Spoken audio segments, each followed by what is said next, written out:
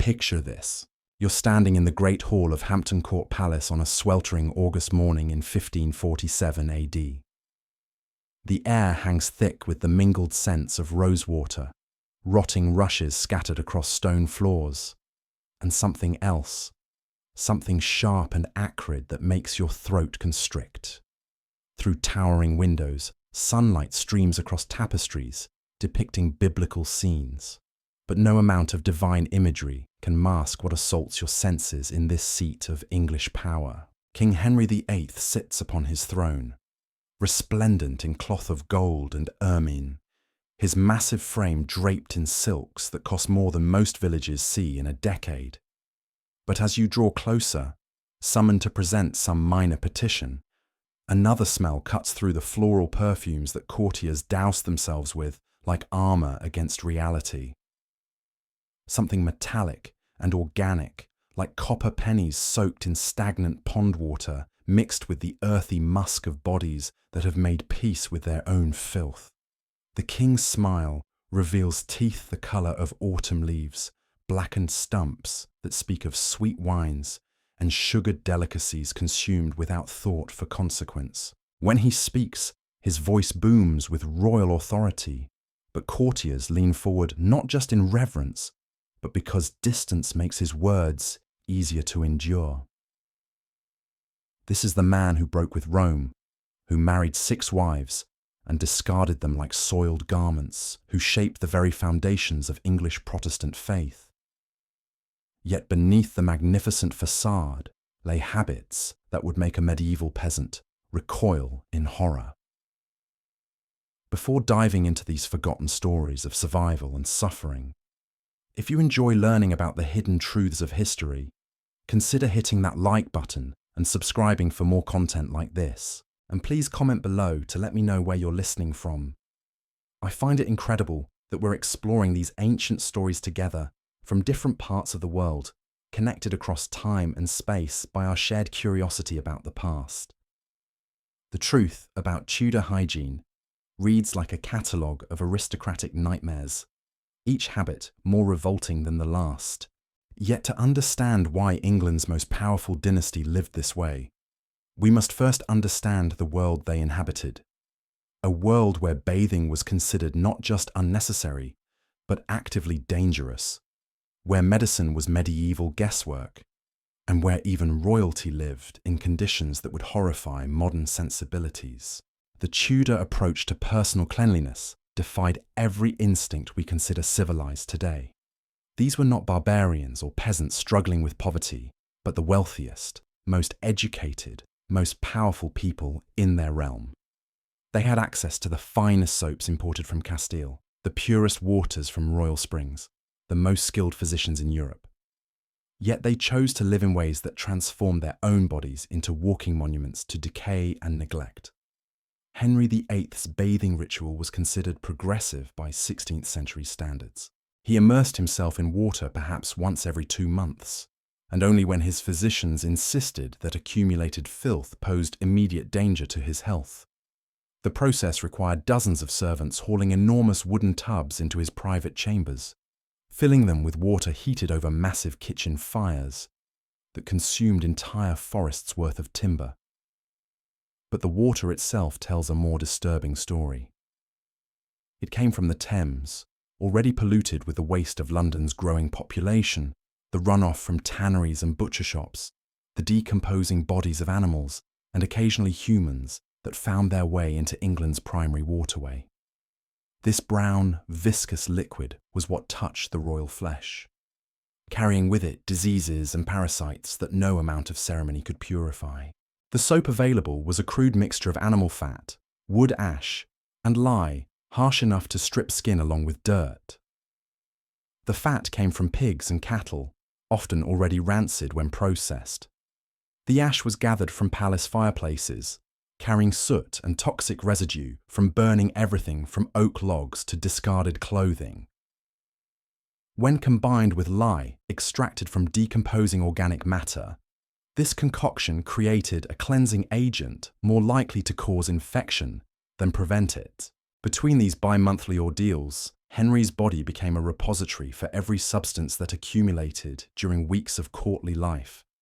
Layers of sweat from his massive frame, dead skin cells that flaked away like parchment, various oils and perfumes applied to mask growing odors, food particles that found their way into the folds of his clothing and stayed there for weeks. By the end of each cycle, courtiers could detect the king's approach long before he entered any chamber. The royal wardrobe presented its own hygiene catastrophe. Henry's magnificent doublets and hose, worth more than entire estates, were never washed in any sense we would recognize. These garments, constructed from the finest silks, velvets, and brocades, adorned with pearls and precious stones, could not withstand the harsh treatment that cleaning required.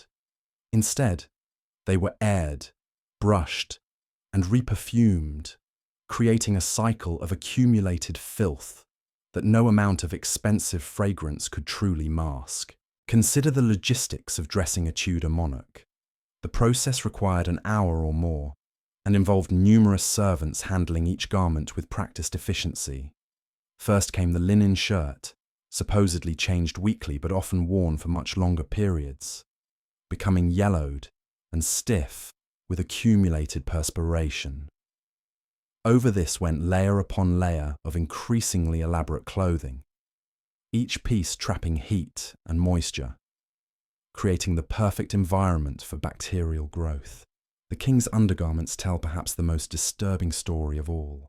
These intimate articles, closest to his flesh, absorbed every secretion, every drop of sweat, every bodily fluid that a man of his appetites and health problems might produce. They were changed infrequently, sometimes going weeks between replacements, developing stains and odours that became permanent fixtures of royal life. Henry's stockings, made from the finest silk and wool available, would develop holes that revealed skin-stained yellow from contact with accumulated grime. His shoes became repositories of foot odour so intense that servants would sometimes retch when removing them. The leather would warp and crack from constant moisture, while the interiors developed permanent stains that spoke of fungal infections and worse. But perhaps most shocking of all was the royal attitude toward these conditions. Henry and his court didn't see their hygiene habits as disgusting or unhealthy. They viewed regular bathing as dangerous, believing that water opened the pores and made the body vulnerable to disease and evil influences. They thought their accumulated filth provided protection against illness, that the oils and secretions of unwashed skin created a barrier against corruption. This wasn't ignorance born of poverty or lack of resources.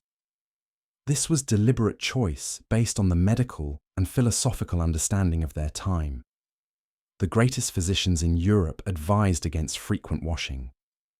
The most learned scholars argued that cleanliness was vanity, that true nobility showed itself through spiritual rather than physical purity. The consequences of these beliefs manifested in ways that defied comprehension. Henry's dental situation became legendary throughout European courts, a source of diplomatic embarrassment that required careful management during state visits. His teeth, ravaged by a diet rich in imported sugar and honey, had begun their descent into decay before his 30th birthday. Sugar, more precious than gold in Tudor England, was consumed as a mark of status and power. The king would nibble on crystallized ginger throughout the day, allowing sugar to bathe his teeth for hours at a time. Marchpane sculptures adorned his tables, intricate sugar confections shaped like castles, and mythical beasts that dissolved slowly on his tongue. Candied violets and rose petals, comfits rolled in layer upon layer of sugar, sweet wines from the Rhine and Mediterranean, all contributed to a constant assault on his dental health that no 16th century remedy could combat. By his 40s, Henry's mouth had become a cavern of blackened stumps and infected gums. The pain was excruciating, often leaving him unable to chew solid food for days.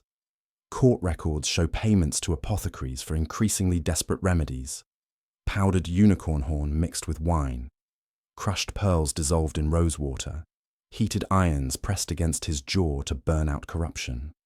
None provided relief, and many likely worsened his condition. The king's breath became a weapon of state, capable of ending audiences before they began. Foreign ambassadors would hold pomanders filled with sweet herbs to their noses during royal meetings, claiming sensitivity to English air while actually protecting themselves from the putrid exhalations of their host.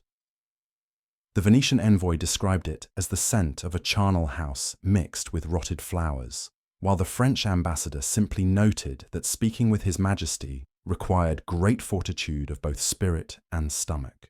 Henry's wives faced their own hygiene nightmares, though their situations were complicated by the expectations of feminine purity and the practical realities of Tudor fashion.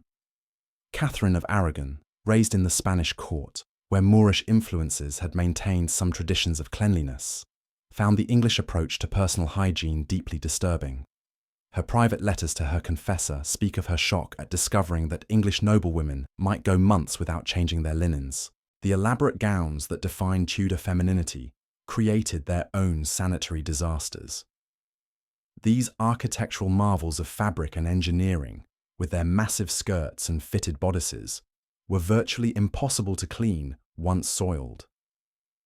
A single wine stain or food spill could ruin a garment worth more than a knight's annual income. Instead of washing, these dresses were spot cleaned with various solvents that often made stains worse or damaged the delicate fabrics beyond repair. Women's undergarments presented particular challenges in an age before effective laundering. The linen shifts that lay closest to their skin absorbed not just sweat and oils, but the various substances applied to their bodies in pursuit of beauty. Lead-based cosmetics, mercury treatments for skin conditions, various herbal preparations and perfumes all combined to create a toxic stew that penetrated deep into fabric fibers. Anne Boleyn, perhaps the most fashion-conscious of Henry's wives, maintained a wardrobe that numbered in the hundreds of gowns, each more elaborate than the last. Yet contemporary accounts suggest that she, like other court ladies, wore many of these garments multiple times without cleaning. The weight of her court dress could exceed 40 pounds when fully adorned with jewels and embroidery, creating a greenhouse effect that trapped heat and moisture against her body. The Queen's personal hygiene routine involved daily applications of various cosmetics and treatments that would horrify modern sensibilities. White lead mixed with vinegar created the fashionable pale complexion that defined Tudor beauty, but this toxic concoction slowly poisoned those who used it regularly.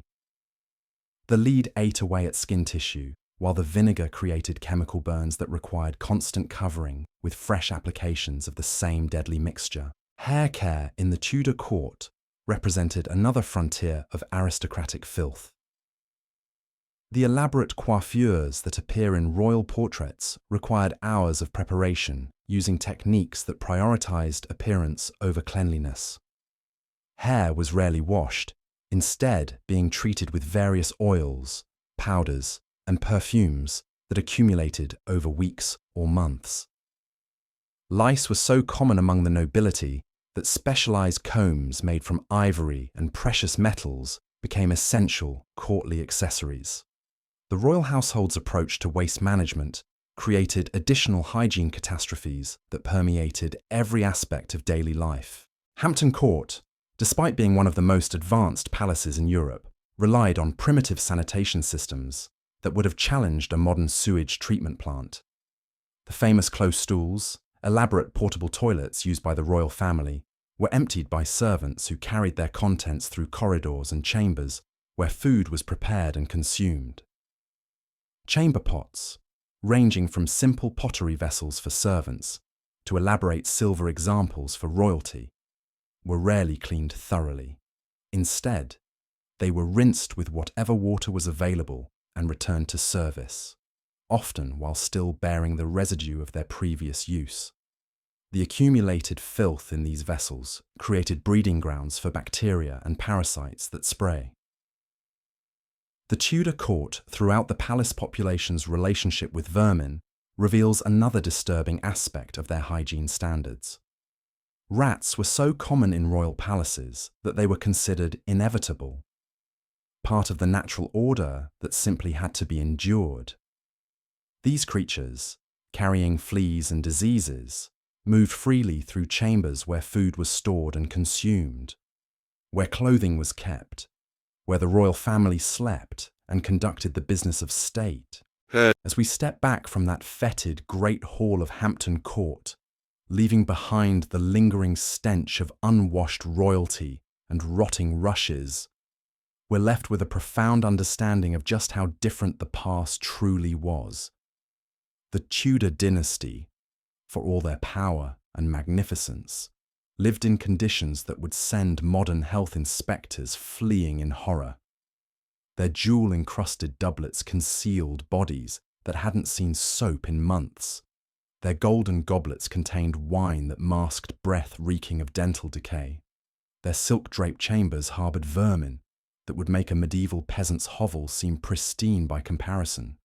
Yet perhaps the most disturbing revelation isn't the filth itself, but the deliberate choice to embrace it. These weren't people forced into squalor by poverty or ignorance. They were the wealthiest, most educated individuals of their age, who possessed the resources to live cleanly, but chose not to. Their physicians advised against bathing. Their philosophers argued that cleanliness was vanity. Their entire worldview inverted everything we consider fundamental to human health and dignity.